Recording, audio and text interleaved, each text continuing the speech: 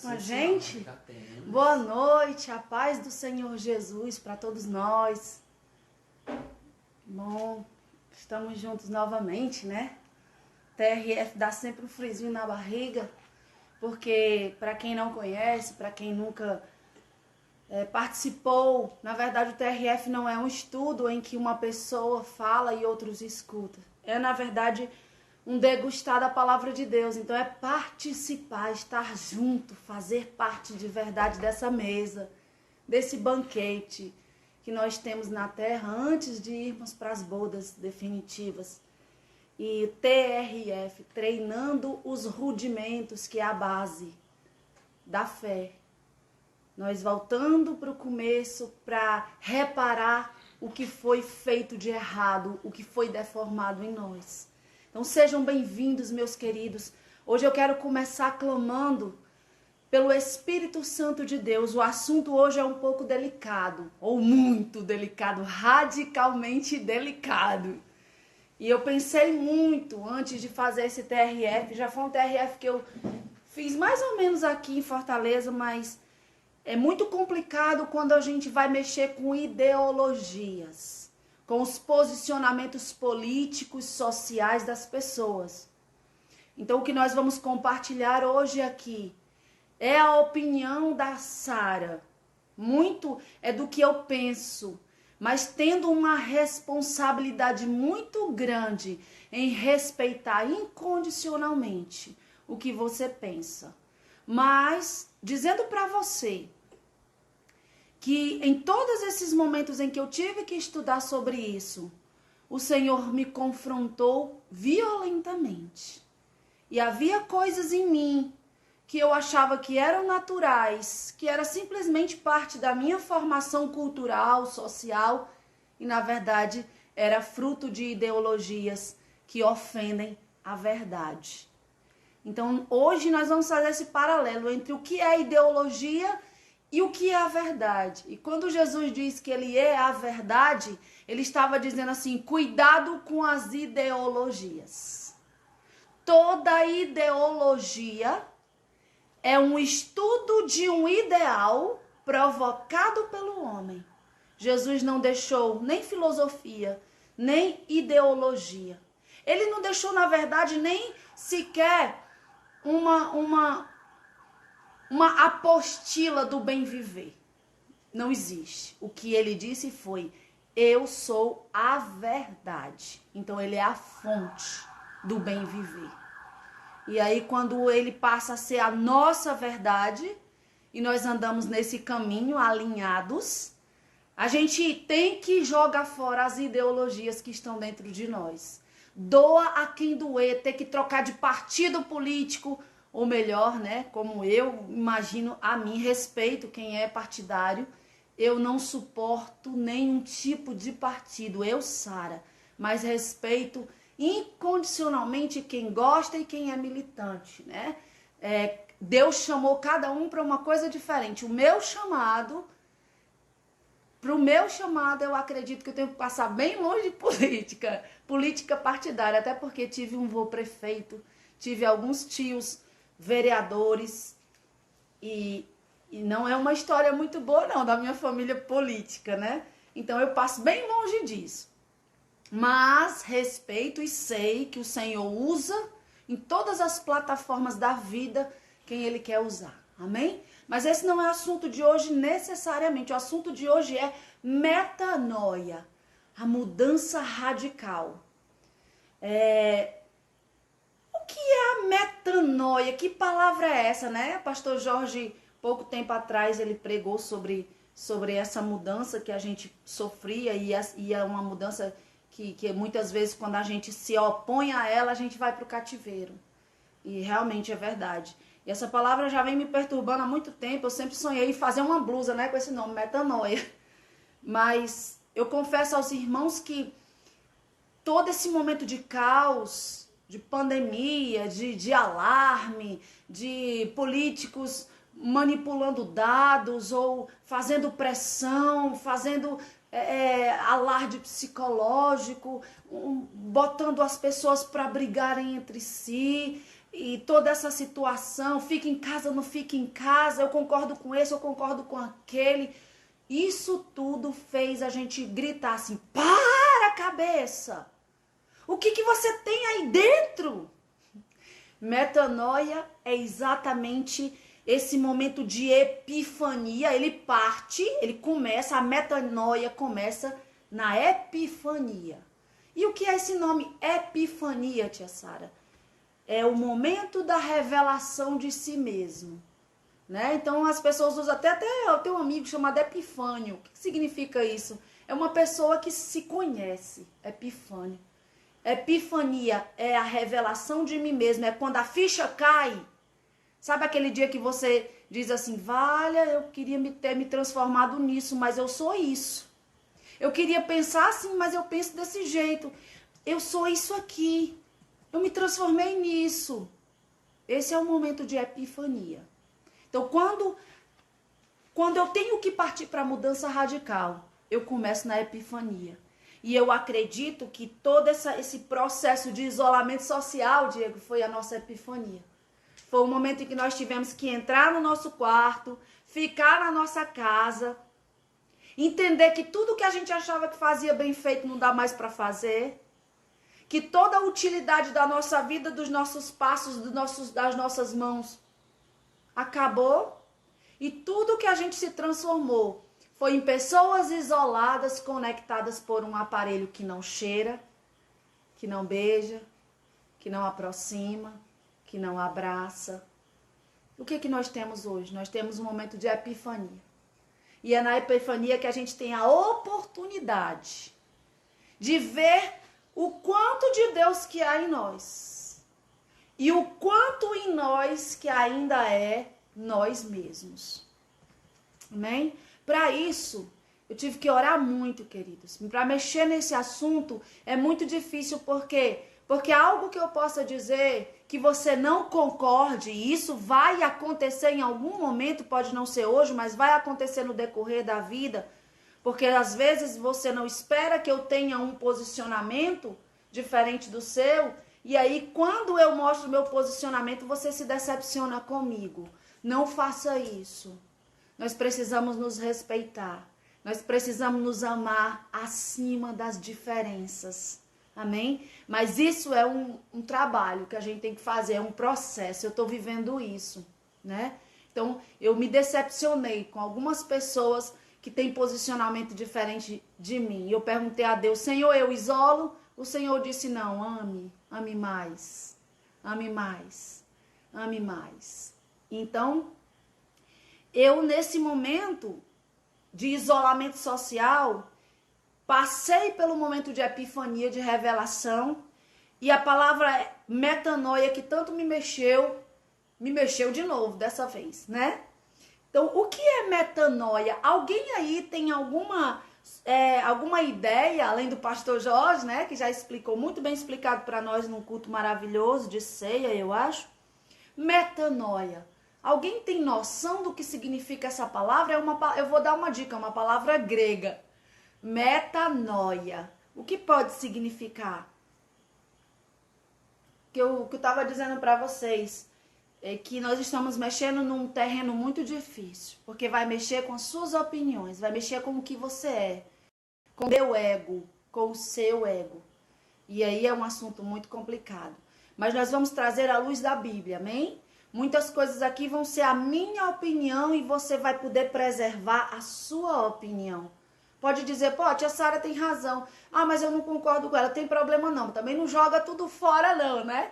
A gente analisa tudo e retém o que é bom. Amém? É assim que nós vamos crescer. Respeitando uns aos outros, tendo um só objetivo. Agradar o nosso Deus. Viver para Ele. Amém? Então, nesse momento, eu convoco o Espírito Santo de Deus. Enquanto você fica com a pergunta aí, se você tem noção do que significa metanoia, eu conclamo para esta reunião que o Espírito Santo de Deus ele venha de uma forma sobrenatural para quebrar nossas resistências, para quebrar os nossos achismos e para que a gente entenda que as coisas espirituais, ou seja, as coisas de Deus, porque Deus é espírito, as coisas de Deus só podem ser discernidas espiritualmente. As coisas espirituais só se discernem espiritualmente. E eu peço ao Espírito Santo neste momento, em que as pessoas passem tudo que for dito e compartilhado aqui pelo Espírito Santo de Deus e não pelas opiniões humanas. Em nome de Jesus, que a palavra do Senhor prevaleça esta noite dentro de nós, movendo e removendo aquilo que não vem de Deus. Amém. Alguma resposta, Diego? Tem 3 aqui. Diz aí. O Jeffter pegou o tema, falou mudança radical. Mudança radical, muito bem. Mara Barros, bonitinho. Mudança de pensamento e caráter. Eita glória. Karine Brito. Foi pro dicionário, viu, Mara?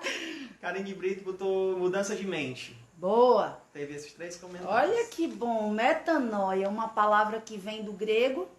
Meta, do grego, que significa além. Ir além, o depois, né? Tanto é que quando a gente diz assim, isso é uma explicação metafísica. O que eu quero dizer? Que é uma explicação além da física. Nem a física explica. Então, quando eu digo metanoia, que é uma mistura de 2 palavras, meta, que é além, e nous, que é intelecto, eu misturo tudo isso e eu estou dizendo o quê? Vai além do intelecto. É uma coisa que muda, que transforma a mentalidade. Os 3 acertaram aí, viu? Boa, 10, nota 10. Mudança de mentalidade. Mudança radical de pensamento. É mudar a essência do que você pensa. Mudança radical da mentalidade. Entendendo que eu queria que você já começasse a anotar uma frase que tem me bulido, né? Como diz aqui no bom cearense, ela tem rebuliçado aqui por dentro, tem feito assim um redemoinho aqui. E até eu e o Diego, nós estávamos pensando numa música para hoje, né? E a gente lembrou que a metanoia, ela é um processo. A mudança radical, ela não vem assim, não. Ela vem no processo, na quebra. E aí a gente lembrou da música da Aline Barros, né? Quando ela diz, sonda-me. Aí na hora que o Senhor nos sonda, Ele nos traz para o momento de epifania, quando Ele nos quebranta, né? Sonda-me, quebranta-me, me traz para esse momento de realidade do que eu sou. Transforma-me, me passa pela metanoia, me muda, né? O que mais? Usa-me. Transforma-me. Usa-me. Né? Não tem um transbordar, não. Sonda-me, quebranta-me, transforma-me. Enche-me. Enche-me do que é do Senhor. Tira tudo que não era do Senhor e usa-me. Problema é que os crentes, principalmente do Ocidente, do nosso lado, das Américas, nós queremos ser usados antes de ser transformados. Queremos ser usados antes de ser cheios. Queremos ser usados antes de ter passado pela metanoia. Mas o Senhor nos colocou nesse isolamento, nesse chamado, nessa trombeta que tocou e disse, vem para a transformação, porque senão você não vai ser considerado filho, vai ser considerado bastardo.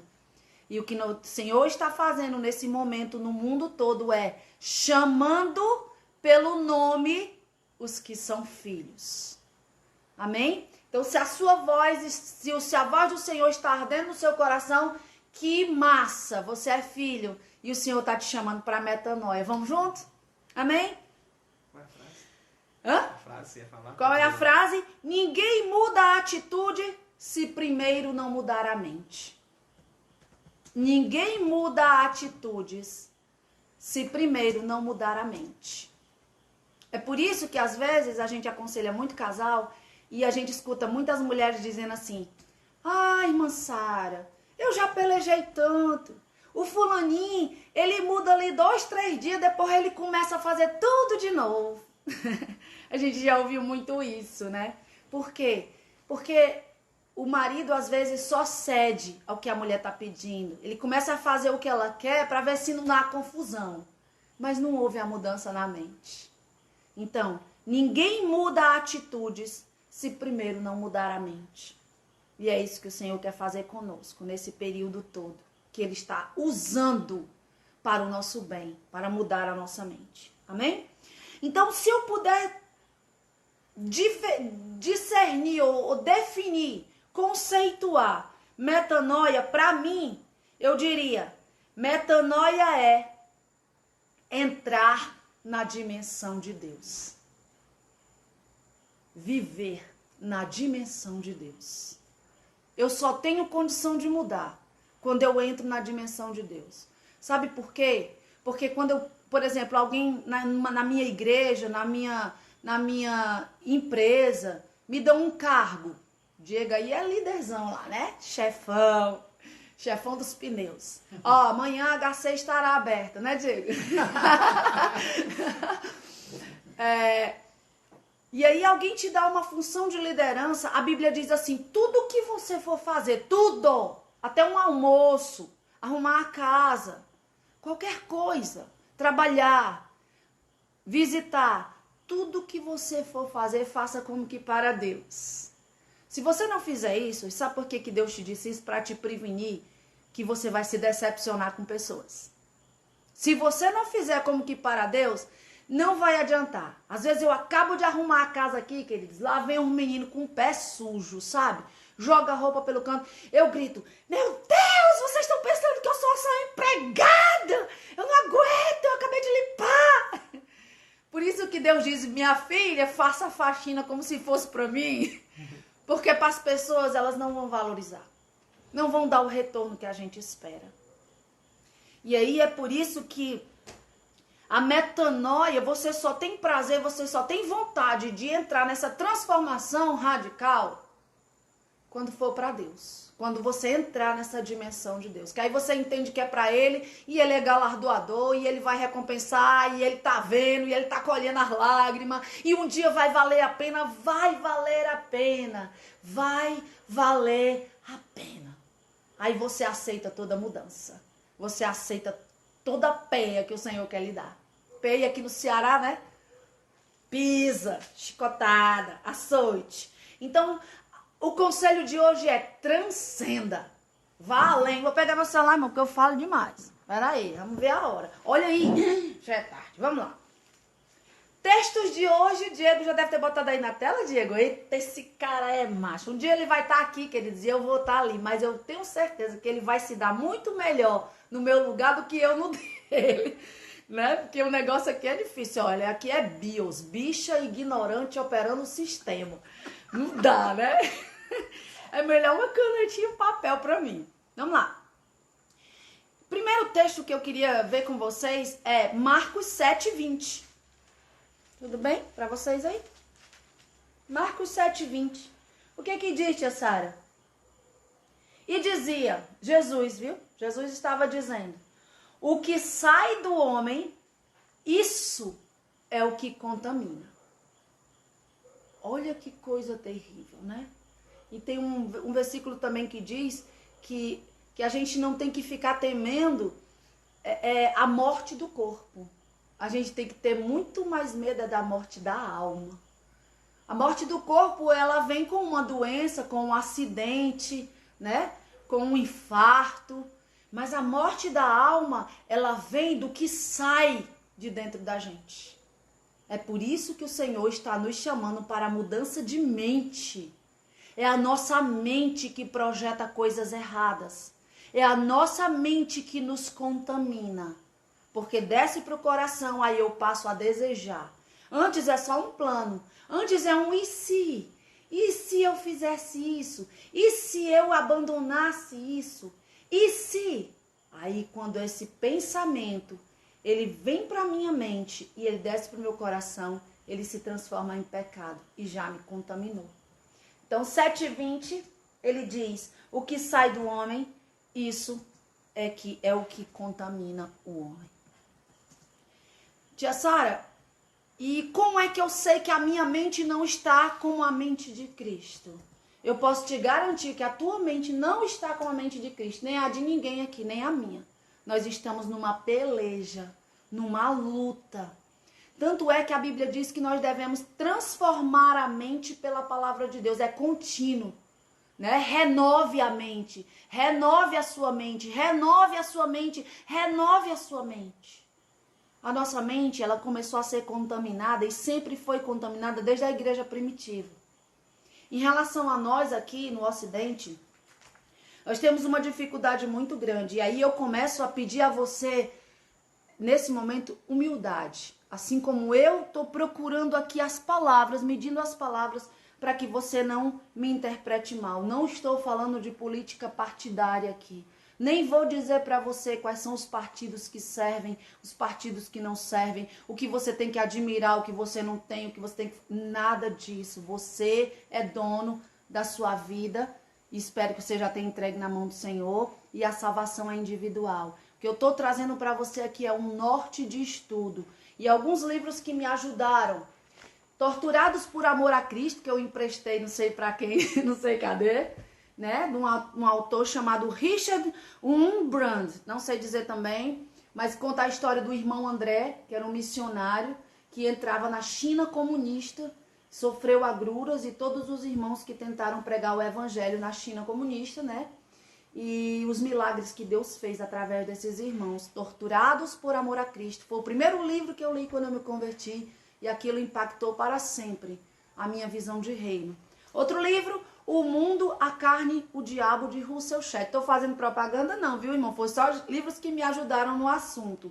O Mundo, a Carne e o Diabo, do Russell Shedd.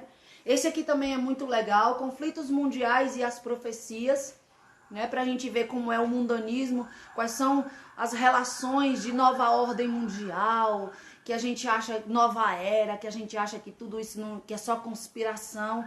Vale a pena a gente se informar, né?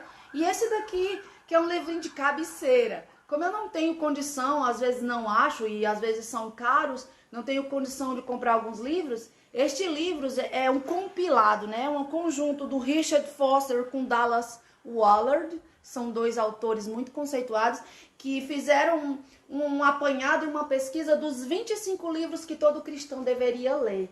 Então ele aqui tem a sinopse, né? Um resumo, um comentário e características desses 25 livros. Eu não li todos os 25, mas eu já li esse daqui, então já é alguma coisa, né? Só para ajudar aí na leitura de vocês, ok? Então vamos lá. O cristianismo, quando foi tratado assim, ou os do caminho, como a gente era chamado na igreja primitiva, eles começaram a ser bombardeados por tendências. Por gnosticismo, que surgiu lá na igreja de Colossenses, e outras tendências a se libertarem, a perverterem a verdade, a não respeitar os seus líderes. Isso já vem de muito tempo. Mas quando foi, tia Sara, que isso foi mais bombardeado na nossa mente? Preste atenção, queridos. Eu vou ter que falar de um cara chamado Karl Marx, que foi o criador, junto com Engels, do socialismo. Com o livro O Capital, ele faz o quê? Uma nova releitura do homem. E nesse livro e nessa visão de Karl Marx, ele tenta encontrar... É como se ele dissesse assim, olha, Jesus Cristo errou. Jesus Cristo falhou. Nós temos que encontrar uma ideologia, um estudo, para aperfeiçoar o que Cristo disse, porque o que Cristo disse não foi suficiente. E detalhe, esse cara é um chato. Deus é um chato. Karl Marx era um homem extremamente invejoso, ganancioso, e meu medo com os ismos, eu tenho muito medo com o ismo, como eu disse para vocês, até de cristianismo, eu morro de medo. Alguém me pergunta assim, tu é progressista ou conservadora? Do lado político eu digo, nem sou progressista nem conservadora, eu sou preservadora dos bons costumes, sou preservadora dos princípios do Senhor. Eu não aceito rótulos, porque esses rótulos nos prendem a uma ideologia humana. E aí meus olhos perdem a verdade. Ou eu creio em alguma ideologia, eu abro mão das ideologias e creio na verdade. O que é que Cristo disse? O que é que está escrito? O meu eu jogo fora. E aí, Karl Marx, ele cria, então, o socialismo, que é o quê? Eu tiro do rico, obrigatoriamente, eu distribuo para o pobre e eu coloco o governo acima de todas as coisas e eu faço com que o pobre dependa de mim e eu vou dar comida para todo mundo. O governo. Jesus não pregou isso. Jesus, ele foi enterrado num túmulo de um rico. E a Bíblia é muito clara quando diz que José de Arimateia era rico, homem de posses e era discípulo de Jesus. Não é o dinheiro, queridos, que é o mal. É o amor ao dinheiro que é o mal. Então, a proposta de Karl Marx, o socialismo, é isso. Vamos desbancar os burgueses. Todos são pessoas horríveis. Os ricos é pra gente odiar. Odiar, e agora a vez do pobre nós vamos ganhar isso com poder. Nós vamos pra luta, vamos partir pra cima, vamos pra greve, vamos quebrar as fábricas. E aí vem um cara chamado Anthony Gramsci. Você vai pesquisar sobre isso, você vai ver. Agora não pesquise em fontes neutras. Pesquise em fontes e coloque, depois você pesquisar, por exemplo, Anthony Gramsci à luz da Bíblia. Tudo que você for pesquisar, pesquise à luz da Bíblia. Porque você também vai encontrar um bocado de documentários, um bocado de livros exaltando essas pessoas. Exaltando as ideologias. Mas você tem um foco, não tem? A palavra de Deus. Então, tudo que você for pesquisar, você bota à luz da Bíblia. Porque aí você vai encontrar paralelos e as contradições da ideologia com a verdade. Ok. Anthony Gramsci disse assim, não, Karl Marx, ele errou. Ele errou por quê? Porque não se muda uma sociedade pelo poder. Se muda uma sociedade pela mente. Vamos combater a mente deles. Quando a gente combater a mente com o socialismo cultural, mudando a cultura, o costume, aí pronto, já está todo mundo dominado. Aí eu quero só que você preste atenção nos 10 mandamentos, gente, tudo que eu estou falando aqui, eu fui descobrir há pouco tempo. É oposição a Deus. Deus, ele nos deu os 10 mandamentos de Moisés, através de Moisés, não eram regras proibitivas. Eram, na verdade, regras preservativas da vida humana.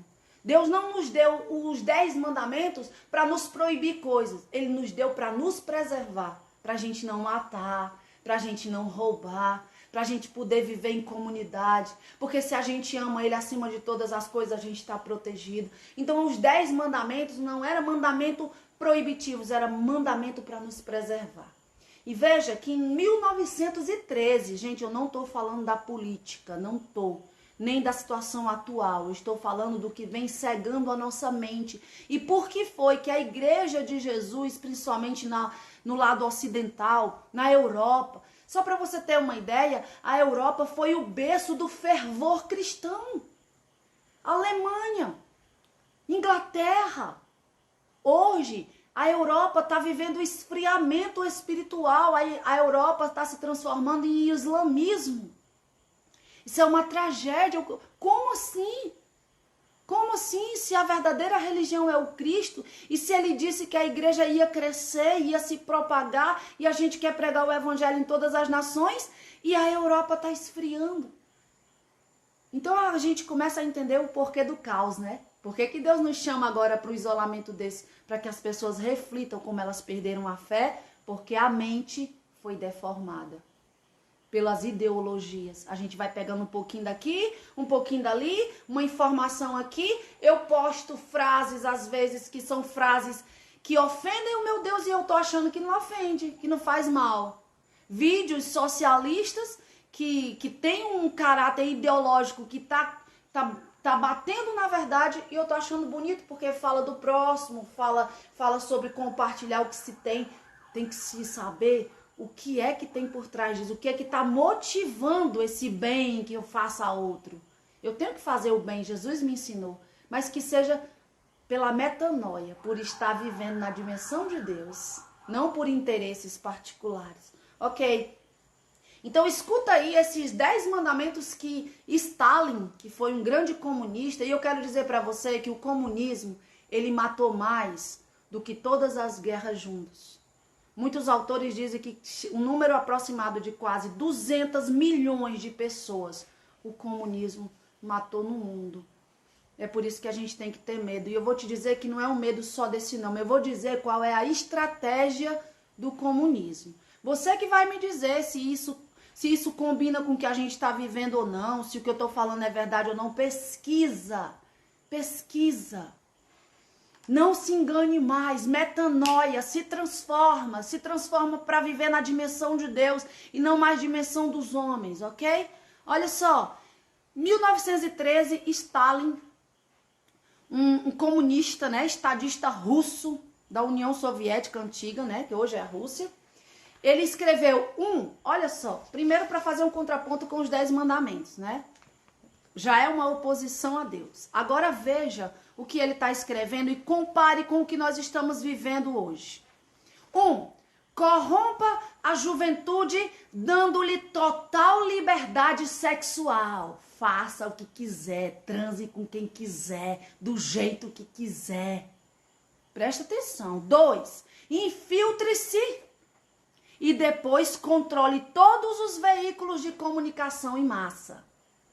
1913, viu? Decálogo de Stalin. Pode procurar na internet. 3. Divida a população em grupos inimigos, incitando-os aos discursos sobre assuntos sociais. Grupinhos, cotas, né? Hétero contra homossexual, gay contra branco contra preto, tudo em grupo. 4. Destrua a confiança do povo nas instituições e nos seus líderes. Aí é que lasca a igreja, queridos. Porque quais são as instituições que nós temos primeiro? Família, igreja, governo. O plano do comunismo é destrua a confiança do povo nas instituições.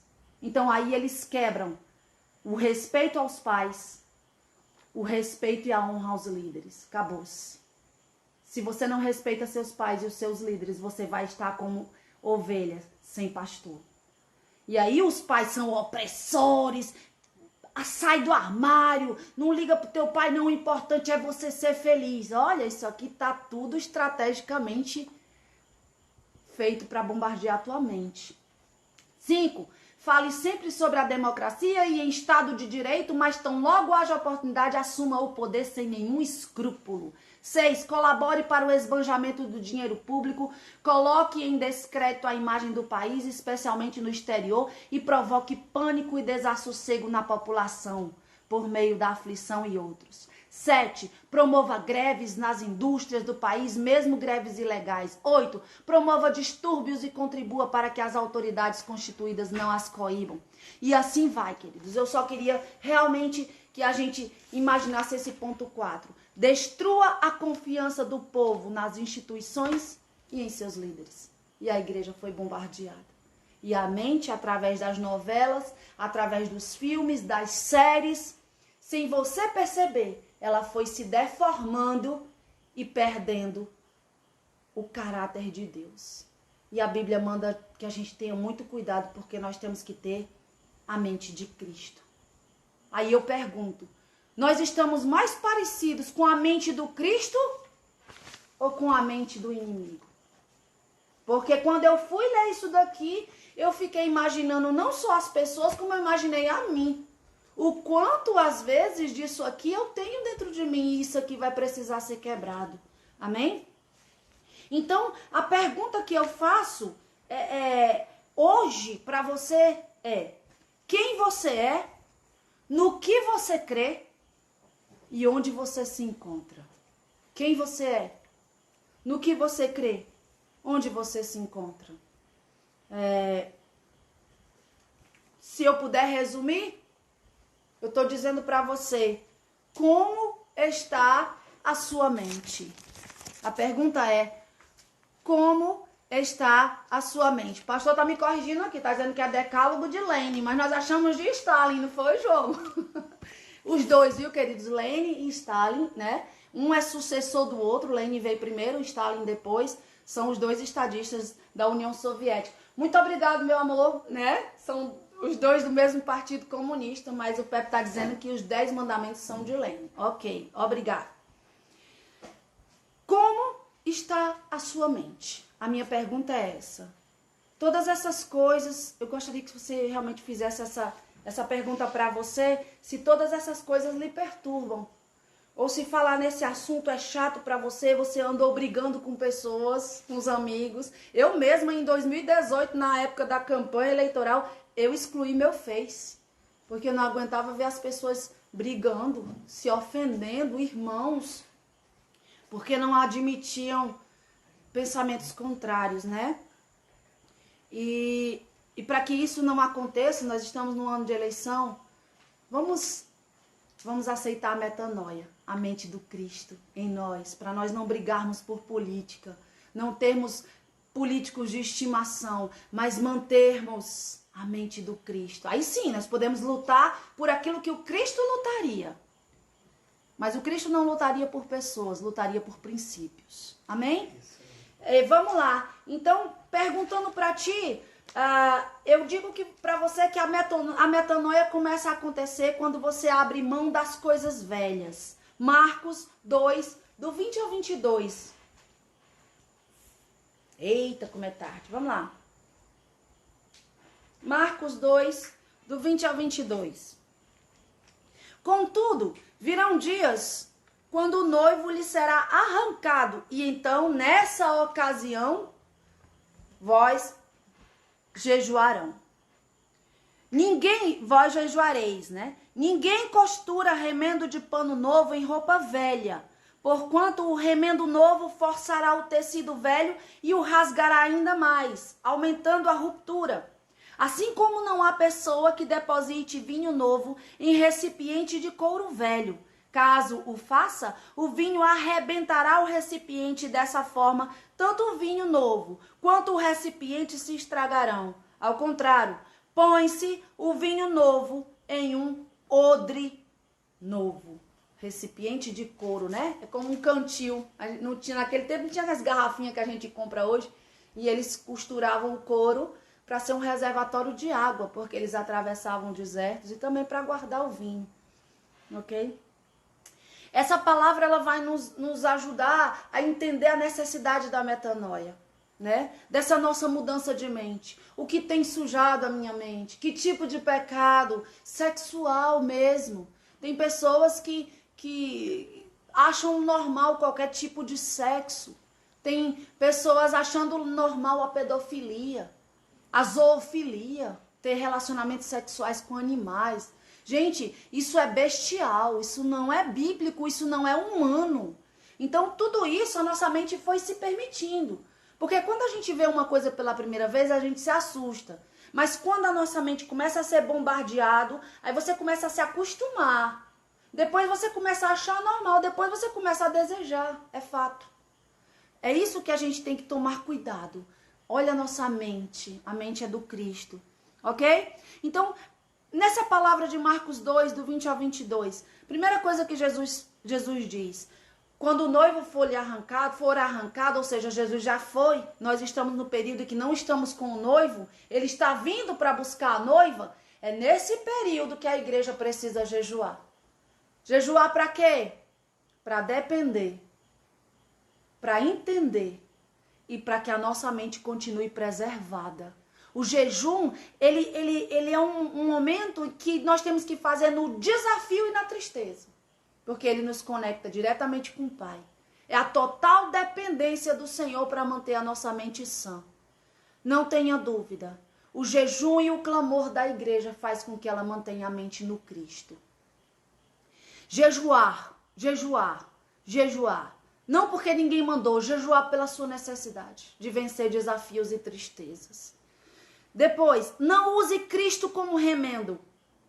Olha, a Bíblia fala que Cristo ele é a pedra angular para aqueles que nele creem. O que significa a pedra angular, Diego? O alicerce. A pedra principal. Para o construtor, a pedra angular é exatamente o alicerce. Não se levanta a parede sem ter o alicerce para baixo. A gente não vê o que está embaixo. A gente só vê do piso para cima. Mas ali embaixo tem uma pedra angular. É o principal que sustenta de pé, né? Né? As paredes não ficam de pé, mas se o meu alicerce for bom, elas vão ficar de pé. Não vão rachar. Não vão rachar. É isso aí. Para os que creem, Cristo é a pedra angular. Mas para os que não creem, ela é a pedra de tropeço. Olha, Jesus sendo definido como duas pedras. E o que é que isso tem a ver com essa parábola? Não pegue o remendo novo, que é Jesus, e coloque na sua velha estrutura. E veja o que acontece é o seguinte, a maioria de nós veio da Igreja Católica, não foi? A gente já veio cheio de trejeitos. A gente já veio com a formação católica cristã dentro da nossa cabeça. A gente chega na igreja evangélica e muito dificilmente, ou de um processo vagaroso, a gente vai deixando os costumes. Eu fazia muito sinal da cruz, acho que eu passei um ano ainda, passar na frente da igreja católica e me benzia, porque é um costume, é um hábito. Às vezes a gente vê cultos evangélicos que se você tirar o volume da música, você imagina que é um ritual de macumba, né? A Bíblia, irmãos, o Espírito ele é ordeiro, ele faz tudo com decência e ordem. Nós não entramos em transe quando nós estamos na presença do Senhor. A Bíblia diz que o Espírito está sujeito ao profeta. Nós sabemos o que nós estamos fazendo, nós sabemos o que nós estamos falando. Então, esses trejeitos, essas coisas, esses costumes, eles vêm. E a gente quer pegar Jesus e colocar dentro da nossa velha estrutura. E o que ele diz mais? Ele diz, não use Cristo também, que é o vinho novo, num odre velho. Porque eu vou te dizer uma coisa. Se você quiser usar Cristo, só pegar aquilo que você precisa, aquilo que você quer, você vai romper. Você vai quebrar. Você vai ser destruído. Porque para quem não usar Cristo direito, usar no sentido de eis-me aqui, eu morro por ti e para ti e agora você vai viver em mim. É só dessa forma que ele aceita.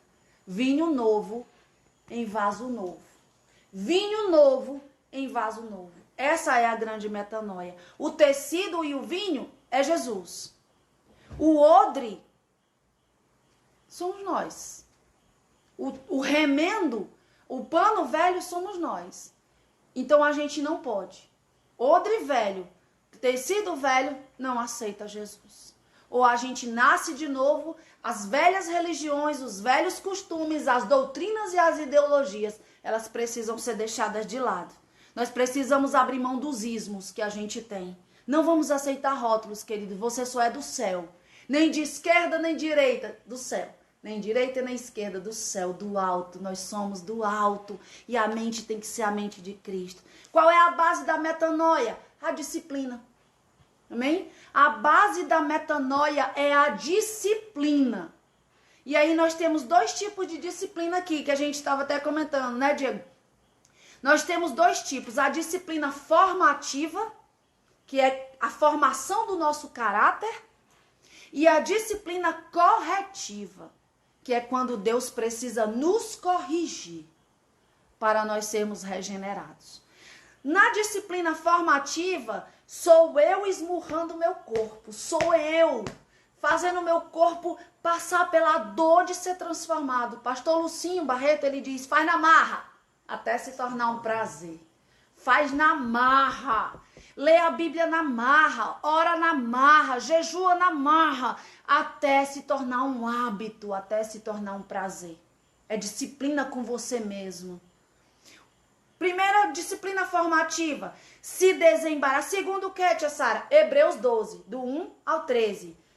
Você vai ler em casa, porque eu não vou ter condição de ler aqui, ok? Mas em casa, durante a semana, você vai remoer essa palavra e você vai transformar isso numa pregação muito melhor do que o nosso estudo aqui.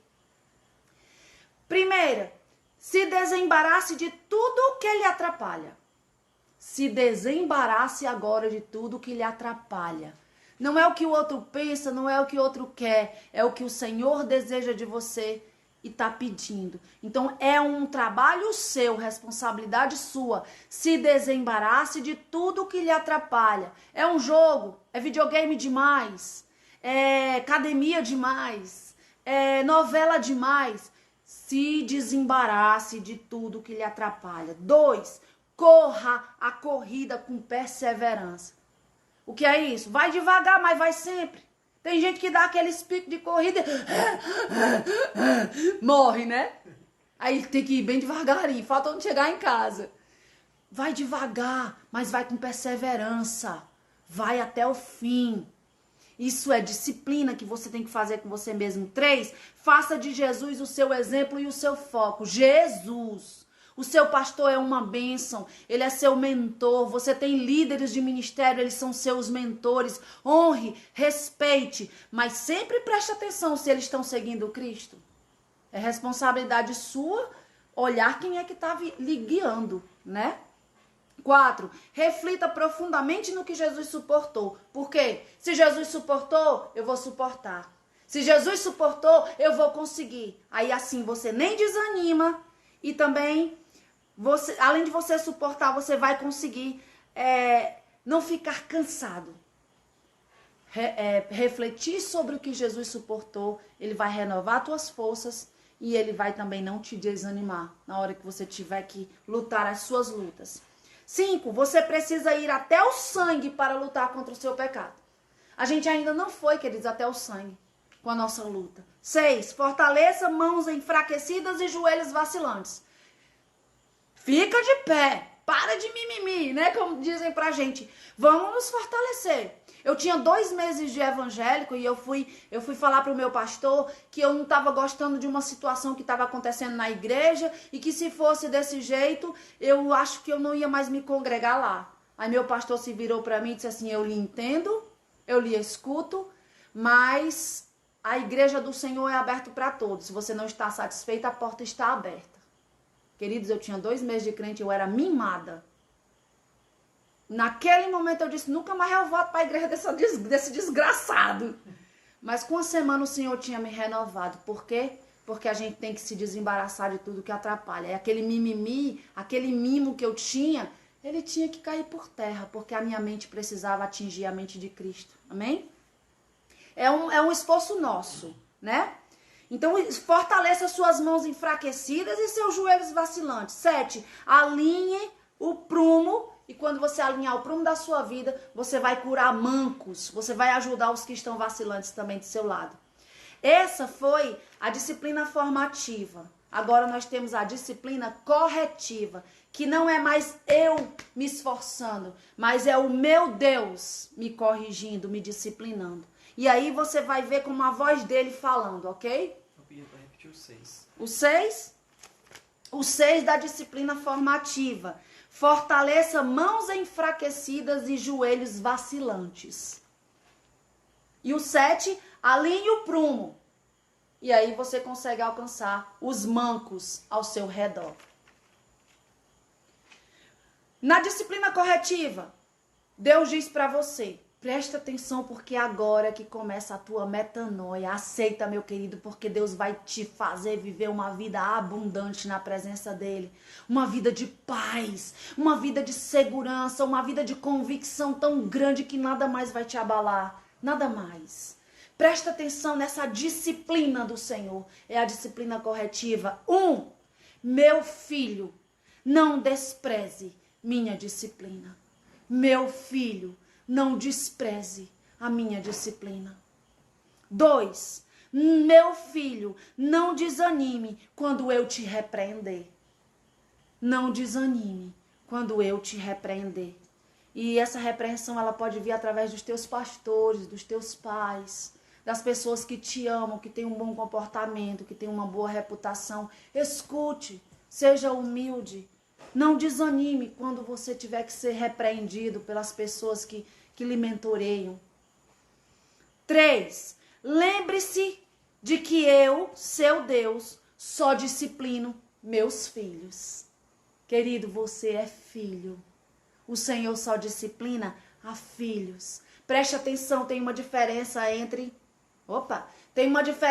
disciplina e castigo. E a gente ensina errado aos filhos, a gente ensina errado às crianças, a gente diz assim, menino, não faz isso não, que Deus castiga. Deus não castiga crianças, Deus não castiga os seus filhos, Deus disciplina seus filhos. Ele castiga aquele que não tem mais solução. A disciplina é a correção para regenerar e te transformar em filhos, fazer a cara do pai. O castigo já é a punição pelo pecado. Deus só disciplina aos filhos. 4. Se você quer ser meu filho, deixe eu te educar. 5. Eu te disciplino com as tuas dificuldades. Não murmure. Se você está passando dificuldades e você não quebrou princípios, é o Senhor te disciplinando para algo maior que Ele vai te colocar. 5. Eu te disciplino com as tuas dificuldades. Não murmure. Aceite as dificuldades da vida. É o Senhor te disciplinando para te fazer melhor. 6. Se não aceitar a orientação, vai ser bastardo. Aceita a orientação de Deus. Os nossos pais deixaram de nos orientar. Os nossos pastores às vezes não conseguem mais nos orientar. A gente está meio que perdido, deformado. O Senhor quer te orientar. Amém? Aceita, porque é a única forma de ser filho. 7.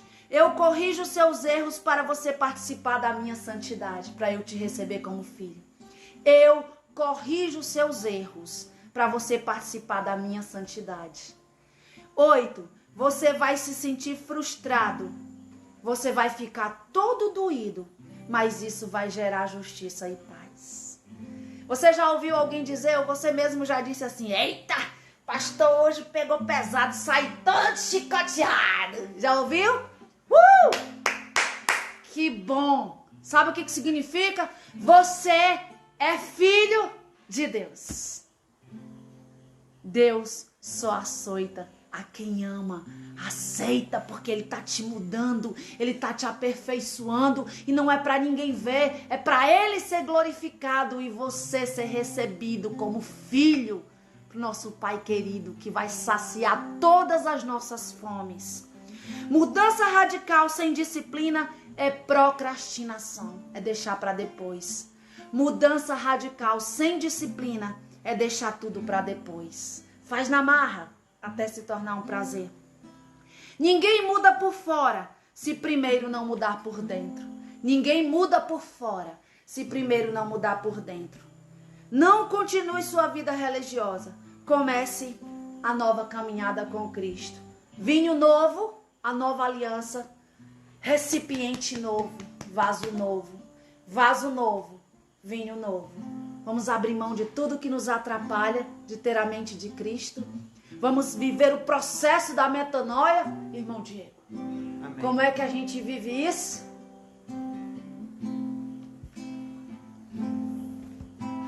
Sonda-me. Primeiro ele sonda. Quebranta-me. Quebranta. Transforma-me. Enche-me. E usa-me. Sonda-me. Diga pro Senhor isso. É um processo e você está aceitando o processo da metanoia, da mudança radical. E ela começa no sondar do Senhor. Oh, aleluia, Deus, eu sinto o teu poder, eu sinto a tua presença. De novo, diga com força, você entrou na metanoia agora. Quebranta-me, transforma-me, enche-me e usa-me, Senhor.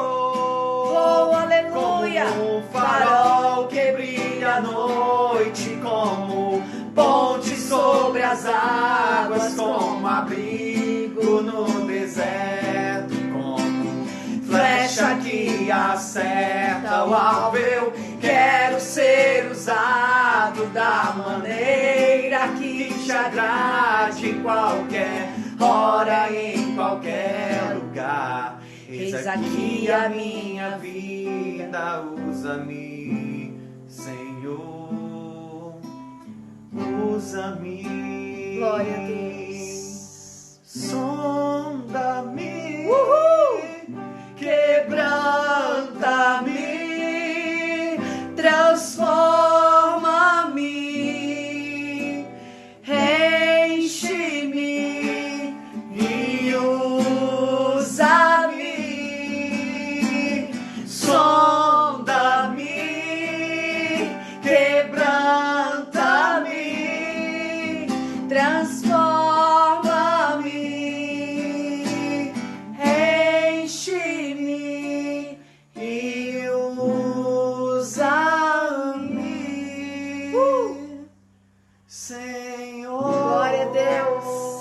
Deus e Pai querido. E usa-me, Senhor. Aleluia. Antes de nos usar, Senhor, nós queremos ter a mente do Cristo. Não queremos subir no altar com os nossos pecados escondidos. Nós não queremos, Senhor querido, abraçar os irmãos com mágoa deles. Nós não queremos dizer que somos nova criatura se nós ainda temos coisas velhas escondidas nos nossos baús. Baús de mágoas. Em nome de Jesus, Senhor, nós queremos transformação radical. Pai, nós não queremos ser uma mentira, porque nós sabemos que na hora da prestação de contas, ou seremos filhos, ou seremos bastardos. Nós não podemos nos esconder do Senhor, nós não podemos fingir para o Senhor, Pai. Em nome de Jesus, metanoia, mudança de mente, mudança de mentalidade, que nós possamos receber a mente do Cristo e que toda essa circunstância de pânico, de esconderijo, tenha feito a gente perceber que precisamos da mente do Cristo. As pessoas estão começando a sumir das lives, porque foi só um momento de pânico e elas já estão voltando para a negligência ou para suas vidinhas comuns. Nós não, Senhor. Quem está nessas lives querem ter a mente do Cristo. Alcança-nos, sonda-nos, quebranta-nos, transforma-nos. Oh, aleluia! Metanoia para nós. Nós queremos a transformação radical da nossa mente. Chega de pactos, chega de ideologias. Nós queremos a mente de Cristo. Nós queremos a verdade, ainda que doa, ainda que arranque pedaços, ainda que frustre. Nós queremos a mente de Cristo, porque nós queremos ser achados filhos de Deus e sermos usados pelo nosso Pai. Enquanto há fôlego, usa-nos, Senhor. Sonda primeiro, quebranta, e depois de quebrantado, transforma. Nós queremos a transformação pela disciplina, a disciplina formativa, que é de nós mesmos, a nossa força, fazer na marra até se tornar prazer. E a disciplina corretiva, que é o nosso Pai, para que nós sejamos filhos em quem Ele muito se agrada. Em nome de Jesus. Amém. Metanoia para você. Metanoia para mim. Mudança radical.